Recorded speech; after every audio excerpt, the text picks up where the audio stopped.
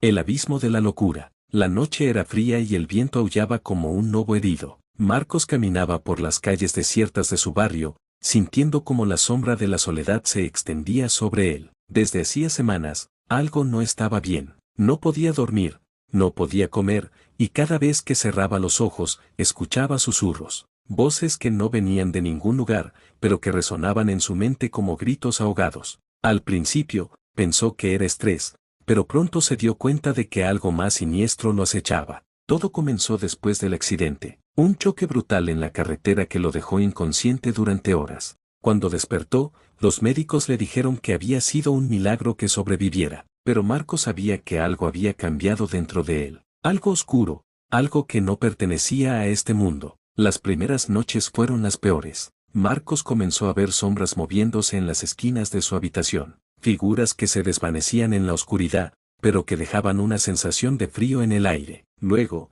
los sueños llegaron, pesadillas tan vívidas que no podía distinguir la realidad de la ficción. En ellas, criaturas con ojos brillantes y sonrisas retorcidas lo perseguían, susurrándole cosas que no podía entender, pero lo más aterrador era que, al despertar, las sombras seguían allí, observándolo desde las esquinas. Marcos intentó hablar con su familia. Les contó sobre las sombras, los susurros, las pesadillas, pero ellos solo lo miraban con preocupación, como si estuviera perdiendo la cabeza. Es solo el trauma del accidente, le decían. Descansa, todo estará bien, pero no estaba bien. Las sombras se volvieron más audaces, más reales. Ya no se escondían en las esquinas, ahora lo seguían a todas partes, incluso durante el día. Marcos comenzó a verlas en los reflejos de las ventanas, en los charcos de agua, en los ojos de las personas que lo rodeaban. Eran demonios, criaturas grotescas que lo atormentaban sin piedad. Su vida se convirtió en un caos. No podía concentrarse en el trabajo,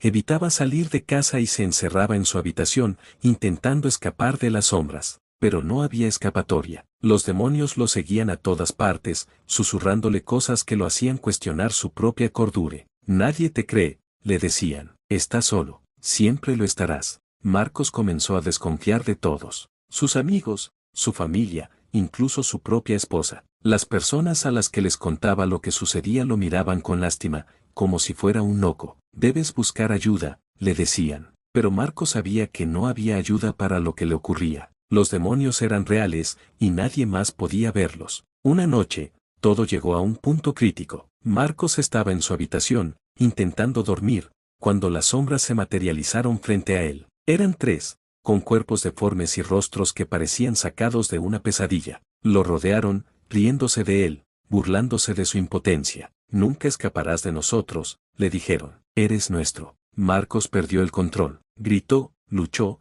intentó escapar, pero las sombras lo sujetaron con una fuerza sobrehumana. Lo arrastraron hacia el suelo, donde lo atormentaron durante lo que pareció una eternidad.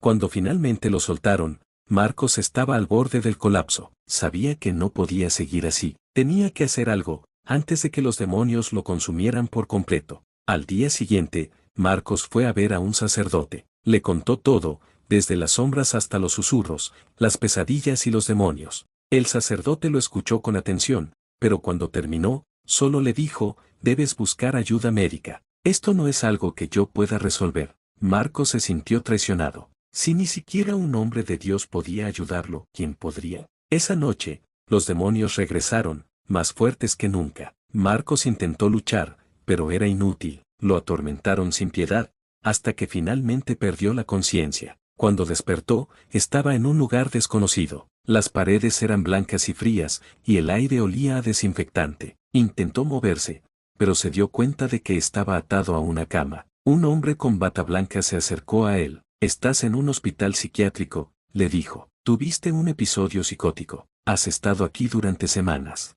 Marcos no podía creerlo. ¿Cómo era posible? Todo había sido un producto de su imaginación, pero entonces, vio a las personas que lo rodeaban. Eran los mismos a los que les había contado sobre los demonios. Su esposa, sus amigos, incluso el sacerdote. Todos estaban allí, pero ahora vestían batas blancas y lo miraban con preocupación. Nunca hubo demonios, Marcos, le dijo su esposa. Fuiste tú hiciste todo esto. Marcos sintió que el mundo se desmoronaba a su alrededor. ¿Era posible? ¿Había sido él todo el tiempo? ¿Había lastimado a las personas que amaba sin darse cuenta? Las lágrimas brotaron de sus ojos mientras la verdad lo golpeaba con toda su fuerza. No había demonios, solo él, y su mente rota. Los días siguientes fueron un tormento. Marcos tuvo que enfrentarse a la realidad de lo que había hecho. Había lastimado a su familia, había puesto en peligro a sus seres queridos, y todo porque no podía distinguir la realidad de la ficción. Los enfermeros, las mismas personas a las que les había contado sobre los demonios,